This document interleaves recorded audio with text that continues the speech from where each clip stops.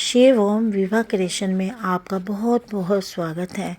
मैं आपको गोवर्धन पूजा अन्नकूट के विषय में उसकी कथा और उसके विषय में कुछ बता रही हूँ। कार्तिक मास के शुक्ल पक्ष की जो व्रत बला होती है उसको गोवर्धन उत्सव मनाया जाता है। इस दिन बलि होम पूजा अन्नकूट मार्ग पाली आदि उत्सव भी संपन्न होते हैं। ये जो त्यौहार होता है ये ब्रजवासियों का मुख्य त्यौहार है। अन्नकूट या गोवर्धन पूजा भगवान कृष्ण के अवतार के बाद द्वापर युग से आरंभ हुई थी। गाय बैल आदि पशुओं को स्नान आदि कराकर फूल माला धूप दीप चंदन आदि से इनका पूजन भी किया जाता है। गायों को मिठाई खिलाकर उनकी आरती उतारी जाती है तथा प्रदक्षिणा भी दी जाती है।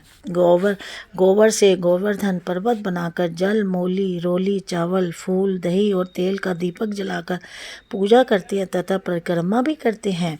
इसकी कथा इस प्रकार है। एक बार श्री कृष्ण गोपियों के साथ गाय चराते हुए गोवर्धन पर्वत की तराई में पहुंच गए। वहां उन्होंने देखा कि हजारों गोपियां गोवर्धन पर्वत के पास 56 प्रकार के भोजन रख के बड़े उत्साह से नाच गाना उत्सव मना रही थी। श्री कृष्ण के पूछने पर गोपियों ने बताया कि मेघा के स्वामी इंद्र को प्रसन्न करने के लिए प्रतिवर्ष ये उत्सव होता है। हम ये उत्सव बनाते हैं। कृष्ण बोले, यदि देवता प्रत्यक्ष आकर भोग लगाए तब तो इस उत्सव की कुछ कीमत है। गोपियाँ बोली, तुम्हें इंद्र की निंदा नहीं करनी चाहिए। इंद्र की कृपा से ही वर्षा होती है।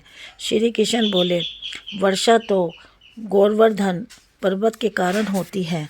हमें इंद्र की जगह गोवर्धन पर्वत की पूजा करनी चाहिए। सब ग्वाले अपने अपने घरों से पकवान ला लाकर श्री कृष्ण की बताई विधि से गोवर्धन पर्वत की पूजा करने लगे।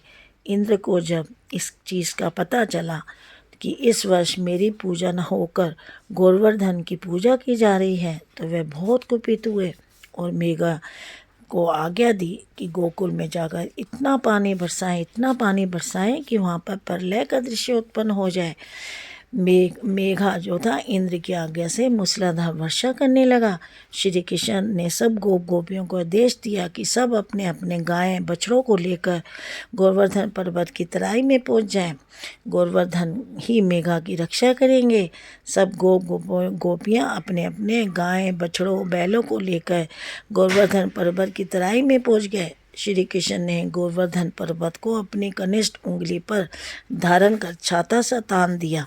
सब ब्रजवासी 7 दिन तक गोवर्धन पर्वत की शरण में रहे।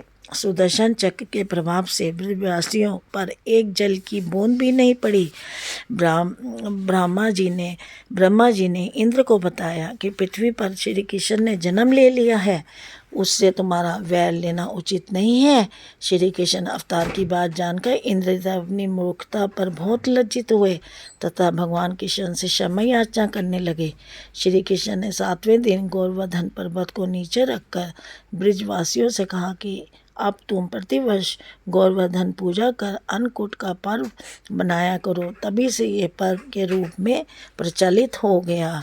मेरे गोवर्धन भगवान की जय, मेरे कृष्ण भगवान की जय।